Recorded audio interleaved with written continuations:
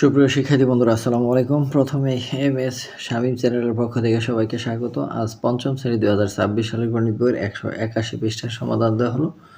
আশা করি ভালো লাগবে। এখন আমার চ্যানেলটি যারা সাবস্ক্রাইব করেনি সাবস্ক্রাইব করে পাশে থাকবে, যেমন প্রতিটি পৃষ্ঠার ভিডিও তোমরা সহজে পেতে পারো। পঞ্চম শ্রেণীর শিক্ষার্থীদের গণিত বই প্রায় শেষ। এরপরে বিভিন্ন সময় মডেল কোশ্চেনগুলো দেবো এবং বৃত্তি পরীক্ষার প্রস্তুতি নিয়ে আলোচনা করা হবে। তোমরা সবসময় পাশে থাকবে। যারা বৃত্তি পরীক্ষা দিবে তারাও সবসময় খেয়াল করবে আমার ভিডিওগুলো, যাতে বৃত্তি পরীক্ষায় তোমরা সহজেই অঙ্কগুলো অ্যান্সার করতে পারো এবং ইংরেজিও সহজভাবে অ্যান্সার করতে পারো। তো এখন চলো আমরা 181 পৃষ্ঠায় যেই অঙ্ক আছে অঙ্ক দুইটা সুন্দরভাবে সমাধান করে দেখাবো। তোমরা আশা করি বুঝতে পারবে। তো প্রথমে আছে নিজে করি। 1 নম্বর আছে পঞ্চম শ্রেণীর শিক্ষার্থীদের ইংরেজি বিষয়ে প্রাপ্ত নম্বর হলো, এই প্রাপ্ত নম্বরগুলো দিছে টোটাল কয়টা দিছে, 1 2 3 4 5 6 7 8 9 10 11 12 13 14 15 16 17 18 19 20 21 22 23 24 25 26 27 28 29 30 জন স্টুডেন্টের ইংরেজি বিষয়ে প্রাপ্ত নম্বর এখানে দিয়ে দিছে। তো প্রথম হচ্ছে উপাত্তগুলোকে ক্রমানুসারে সাজাই। তা আমি তোমাদের খাতায় এটা করে দেখাচ্ছি। তো এখানে সর্বোচ্চ নম্বর হচ্ছে কত, এখানে এই নম্বরগুলো আমরা ক্রমানুসারে সাজাইলাম। সাজানোর পর এখানে এই সর্বোচ্চ নম্বর আছে 99 এবং সর্বনিম্ন নম্বর 34। এখন খ নম্বর প্রশ্ন যেটা বলছে, এখানে বলছে যে এই প্রাপ্ত সর্বোচ্চ সর্বনিম্ন নম্বর কত। তাহলে প্রাপ্ত সর্বোচ্চ নম্বর হচ্ছে 99, সর্বনিম্ন নম্বর 34। এটা হচ্ছে খ নম্বরে। এবার গ নম্বরটা কি বলছে, যে 10 শ্রেণী ব্যবধান ধরে নিচের একটি সারণী তৈরি করা হলো। তো এইভাবে আমরা ছকটা করে নিলাম। ছক করে নেওয়ার পর এখানে শ্রেণী ব্যবধান, এখানে সর্বনিম্ন ছিল 34, তাহলে আমরা 31 থেকে নিতে পারি। 31 থেকে 40 পর্যন্ত হলো 10 শ্রেণী ব্যক্তি। এখানে আমরা লিখে নিব 10 শ্রেণী ব্যবধান ধরে নিচে একটি সারণী তৈরি করা হলো। এই কথাটা আমরা এখানে সারণীর উপরে লিখে দিব এবং পেন্সিল দিয়ে করব। লেখাগুলো শুধু কলম দিয়ে, তোমরা কালো কলম দিয়ে লিখবে। আমি বোঝার জন্য তোমাদের লাল কালি ব্যবহার করছি তোমাদের জন্য। তো এরপরে কি করতে হবে, 31 থেকে আমরা শুরু করব, যেহেতু সর্বনিম্ন 34 আছে, 31 থেকে 40 এভাবে আমরা যাব। তাহলে 31 থেকে 40, আবার 41 থেকে 50, 51 থেকে 60, 61 থেকে 70, 71 থেকে 80, 81 থেকে 90, আর এই 91 থেকে 100 পর্যন্ত, কারণ 99 লাস্ট, 100-র মধ্যে আছে। তো এখানে মোট কথাটা লিখতে হবে। আর ট্যালি চেন হয় এই 31 থেকে 40 আমাদের কয়জন আছে, 31 থেকে 40 1 2 3 4 5, এই 5টা আছে। তাহলে 1 2 3 4 5 5। এখন 41 থেকে 50-এর মধ্যে আছে কয়টা, 41 থেকে 50-এর মধ্যে 1 2 3, 3টা। তাহলে 1 2 3, এটা হচ্ছে 3।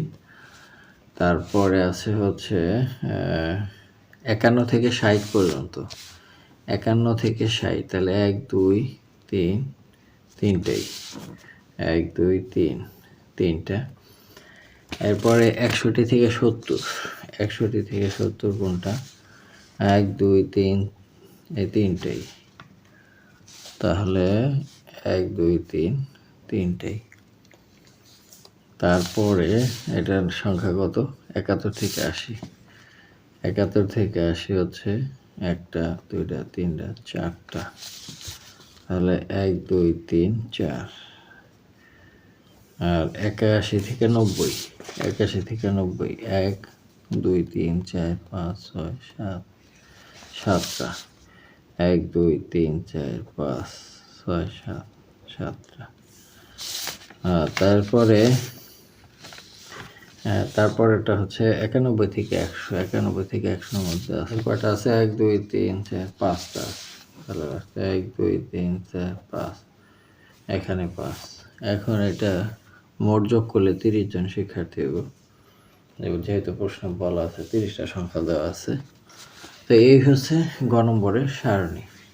এবার আমরা ঘ নম্বরটা দেবো, সারণীর উপর ভিত্তি করে আয়তলেখ অঙ্কন। এটা আমরা একটা গ্রাফ পেপার নেব, গ্রাফ পেপারে তোমাদের আমি করে দেখাচ্ছি। প্রথমে এরকম একটা গ্রাফ পেপার আমরা নেব। এই গ্রাফ পেপারটা 4টা অংশ ভাগ করব। তো 4টা অংশ ভাগ করলে তার একটা অংশ এরকম আসবো। এই একটা অংশের মধ্যে আমরা চিত্র আট করবো। তো একটা অংশের মধ্যে এভাবে আমরা এক্স অক্ষ, এটা হচ্ছে এক্স অক্ষ, এটা ওয়াই অক্ষ, এবং নাম্বারিংগুলো এভাবে করবো যে আমাদের যেন সারণীতে 31 থেকে 40 ছিল, 41 থেকে 50 ছিল, এরকমভাবে সারণীবদ্ধ করব। এভাবে সারণীবদ্ধ করলাম 100 পর্যন্ত। এবার এদিক দিয়ে হচ্ছে শিক্ষার্থী সংখ্যা, এদিক দিয়ে হচ্ছে শ্রেণী ব্যাপ্তি। তো এখানে মূল বিন্দু 0 0। তো এখন আমরা এই 31 এখান থেকে শুরু করব। 31 থেকে 40-এর মধ্যে আছে কত? 31 থেকে 40-এর মধ্যে আছে হলো 5। তাহলে 5 এই পর্যন্ত আমরা আগে ফুটা দিই, তারপর স্কেল দিয়ে দাগগুলো দিয়ে দিব। 41 থেকে 50-এর মধ্যে আছে 3। তাহলে এখানে যদি 10 হয় তাহলে 2 ঘর, এই যে 1 2 3 4 5, তাহলে 2 ঘর 1 একক ধরছি, তাহলে 3 1 2 3 1 2 3, এই যে এখানে আসবো। তারপরে হচ্ছে 3, তারপরে এটাও তাই, এটাও তাই। তারপরে 71 থেকে 80 পর্যন্ত 4, 3, এই যে 4। আর 81 থেকে 90 পর্যন্ত 7, 5 6 7, এই যে 7, আর হচ্ছে 5, এই এখানে 5। এখন স্কেল দিয়ে যদি আমরা দাগ দিই, নর্মালি এরকম দাগগুলো হবে।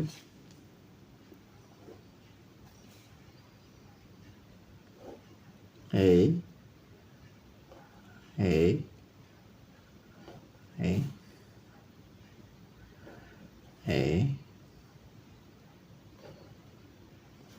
একটু এদিক সেদিক হয়ে গেল, সমস্যা নাই। এটা আমরা দাগ দেওয়ার সময় খেয়াল করব যেন এই দাগগুলো বাহির দিয়ে না যায়। দাগগুলো দেওয়া শেষ। এবার আমরা এইভাবে করে এই মাথার দাগগুলো কমপ্লিট করব। এই আর এখানে তো এমনিতেই 3টে একসাথে 3 আছে, তারপরে হচ্ছে এইটা 4, তারপরে হচ্ছে 7, তারপরে হচ্ছে 5। এখন এই যে আমাদের লেখচিত্র হয়ে গেছে। আয়তলেখগুলো এইভাবে আমরা পেন্সিল দিয়ে কালার করে দিতে পারি, এই যেভাবে। এটা আমাদের চিত্র হয়ে গেছে। এখন আমরা দেখব চিত্রটা ঠিক এরকম হবে। আশা করি বুঝতে পারছো। আর কোনো প্রশ্ন থাকলে আমার ইনবক্সে করবে, আমি তোমাদের প্রশ্নের উত্তর দেওয়ার চেষ্টা করব। এবার 2 নম্বর যে অঙ্কটা আছে, এটা হচ্ছে এটা যে নিচের আয়তলেখটি 4র্থ শ্রেণীর শিক্ষার্থীদের গণিত প্রাপ্ত নম্বরের উপর ভিত্তি করে আঁকা হয়েছে। এখন এই চিত্রটা এখান দিয়ে শিক্ষার্থীর সংখ্যা আর নিচ দিয়ে হচ্ছে প্রাপ্ত নম্বর। এখন 31 থেকে 40-এর মধ্যে দিক দিয়ে শিক্ষার্থীর সংখ্যা দেওয়া আছে। তো এখানে বোঝাইছে যে 31 থেকে 40-এর মধ্যে শিক্ষার্থীর সংখ্যা কত? 3 জন। আবার 41 থেকে 50-এর মধ্যে আছে 4 জন। আবার 51 থেকে 60-এর মধ্যে আছে 5 জন। আবার 61 থেকে 70-এর মধ্যে আছে 7 জন। 71 থেকে 80-এর মধ্যে আছে আবার 3 জন। 81 থেকে 90-এর মধ্যে আছে 6 জন। আর 91 থেকে 100-এর মধ্যে আছে 2 জন। তো এইভাবে শিক্ষার্থীর সংখ্যা সাজানো হয়েছে। এখন এটার উপর বেস করে নিচে 3টা প্রশ্ন দেওয়া আছে, 4টা প্রশ্ন দেওয়া আছে। 4টা প্রশ্নের অ্যান্সার আমরা এখন করে দেখব। আর প্রথমে বলছে 4র্থ শ্রেণীতে মোট কতজন শিক্ষার্থী আছে। তো আমরা চতুর্থ শ্রেণীর শিক্ষার্থীর সংখ্যা যোগ করব। তো প্রথমে আছে মোট শিক্ষার্থী সংখ্যা কত। শিক্ষার্থী সংখ্যা আমরা খাতায় এভাবে লিখে করলাম যে প্রথম আছে 2 জন, তারপরে 4 জন, তারপর হচ্ছে 5 জন, তারপর 7 জন, তারপর আবার 3 জন, তারপর আবার 6 জন, তারপর আবার 2 জন। টোটাল যোগ করলে 30 জন শিক্ষার্থী জরিপের আওতায় আসছে। তো এখানে 30 জন শিক্ষার্থীর কথা বলা হয়েছে। তো কোন শ্রেণী ব্যবধানে শিক্ষার্থীর সংখ্যা সবচেয়ে বেশি? এখানে 61 থেকে 70-এর মধ্যে আছে 7 জন। তাহলে এই শ্রেণী ব্যবধানটা হচ্ছে 61 থেকে 70। তো এখানে খ নম্বর দিয়ে আমরা দেব যে 61 থেকে 70 শ্রেণী ব্যবধানে শিক্ষার্থীর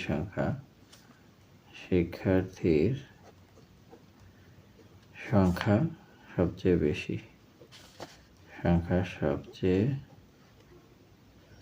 বেশি। এই হচ্ছে খ নম্বর। এবার গ নম্বরটা বলছে যে উপরে আয়তলেখ থেকে একটি সারণী তৈরি করি। তো এটাও সহজ, আমরা খাতায় সারণী তৈরি করব। এখন আমরা এই যে শ্রেণী ব্যবধানগুলো এই কলামে বসাবো, এই কলামে। আর এই যে শিক্ষার্থী সংখ্যা এই কলামে বসায়, তারপর টেনে চিহ্ন বসাবো।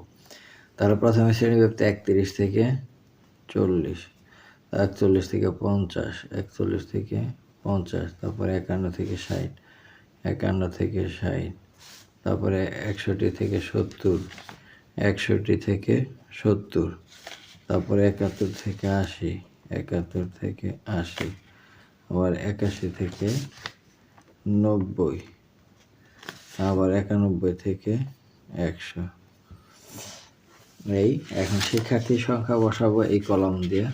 তাহলে প্রথমে আছে 3 জন, তারপরে আছে হচ্ছে 4 জন, তারপরে আছে এখানে 5 জন, তারপরে এখানে 7 জন, তারপরে এখানে আবার 3 জন, আর এখানে আবার 6 জন, আর লাস্টে হচ্ছে এটা 2 জন। তাহলে এখন এটা যোগ করলে 6 আর 2 8 আর 3 11, 11 আর 7 18, 18 আর 5 23, 23 আর 4 27 আর 3 30। তাহলে এখানে 30, মোট 30। আর এখানে ট্যালি চিহ্ন হচ্ছে এখানে 3টা। তাহলে 1 2 3 4টা, 1 2 3 4 5, 1 2 3 4 5, তারপরে সে 7, 1 2 3 4 5 6 7, তারপরে হচ্ছে 3, 1 2 3, তারপরে 6, 1 2 3 4 5 6, আর 2 1 2। এই হচ্ছে সারণী। আশা করি বুঝতে পারছো। এবার আমরা দেখব ঘ নম্বরটা। ঘ নম্বর প্রশ্নে কী ছিল যে 51 থেকে 60 শ্রেণী ব্যবধানে শিক্ষার্থীর সংখ্যা শতকরা কত। তো 51 থেকে 60 আছে কোনটা, এইটা। এখানে কয়জন শিক্ষার্থীর সংখ্যা শতকরা কত? এখানে আছে হচ্ছে 5 জন। 5 জন, ওই যে 61 থেকে 70, 51 থেকে 60 শ্রেণী ব্যবধানে এই শ্রেণী ব্যবধানটায় শিক্ষার্থীর সংখ্যা আছে শতকরা কত তাই। অর্থাৎ ওই শ্রেণী ব্যবধানে শিক্ষার্থী আছে 5 জন। তাহলে 30 টোটাল আছে হলো 30 জন। 30 জনের মধ্যে ওই শ্রেণী ব্যবধানে আছে 5 জন। সুতরাং 1 জনের মধ্যে এখানে আছে কত, 5 ভাগ 30 এতজন। সুতরাং কত জনের মধ্যে, 100 জনের মধ্যে। 100 জনের মধ্যে 5 গুণ 100 ভাগ হচ্ছে 30। এখন এটা কাটাকাটি করলে 0 0 এত 550 ভাগ 3। ব্যবধান আছে 5 জন, একই কথা 100 তে কত। আবার ওইভাবে অঙ্কটা সাজানো হয়েছে যে 30 জনের মধ্যে 5 জন, আর 1 জনের মধ্যে কত, এত 100 জনের মধ্যে কত, 50/3। এটার সমস্ত ভাঙাইলে 16/3 জন, অর্থাৎ শতকরা 16/3 হচ্ছে এই ওই শ্রেণী ব্যবধানে অবস্থিত। তো শিক্ষার্থী বন্ধুরা আজ এই পর্যন্ত। দেখা হবে পরবর্তী পেশা ভিডিও নিয়ে। সে পর্যন্ত সবাই সুস্থ থাকবে। ধন্যবাদ সবাইকে।